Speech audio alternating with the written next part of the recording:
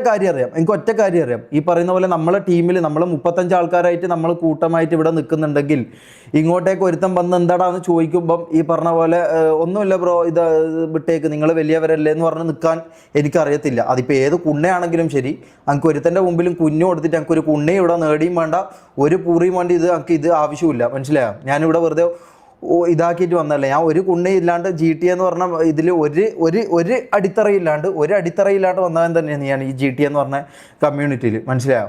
അപ്പോൾ എന്നിട്ട് ഞാൻ എൻ്റെ വ്യൂവർഷിപ്പ് ഞാൻ കയറ്റിയിട്ടുണ്ടെങ്കിൽ അത് എൻ്റെ ഇതാണ്. അപ്പോൾ ഈ പറഞ്ഞ പോലെ എനിക്ക് ഒരുത്തൻ്റെയും ഇതിൻ്റെ ആവശ്യം എനിക്ക് വരുന്നില്ല. അപ്പം ഞാൻ പറയുന്നത് വെച്ചാൽ ഞാനിത് ഒയ്യാണ് ഗൈസ്, ഈ ലീഡർഷിപ്പ് എന്ന് പറഞ്ഞ പരിപാടിയിൽ നിന്ന് ഞാൻ ഒയ്യാണ്.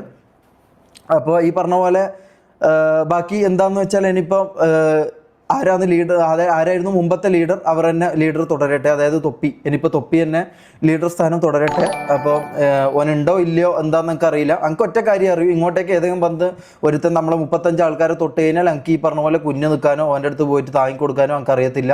ഞാൻ പച്ചക്ക് അത് ഈഗിളാണെങ്കിലും ശരി, കാസ്ട്രോ ആണെങ്കിലും ശരി, ഏത് വലിയവനാണെങ്കിലും ശരി, ഇങ്ങോട്ട് വന്ന് നമ്മുടെ അടുത്ത് പറയുമ്പോൾ ഞാൻ ഒരിക്കലും എനിക്ക് ചുമ്മാ ഇരിക്കാൻ പറ്റത്തില്ല. മനസ്സിലായോ? അതെൻ്റെ സ്വഭാവത്തിൻ്റെ പ്രശ്നമായിരിക്കും. അതുകൊണ്ടായിരിക്കും എനിക്ക് ഇത്ര ഇത് വരുന്നത്. എന്താണെന്ന് എനിക്ക് അറിയത്തില്ല.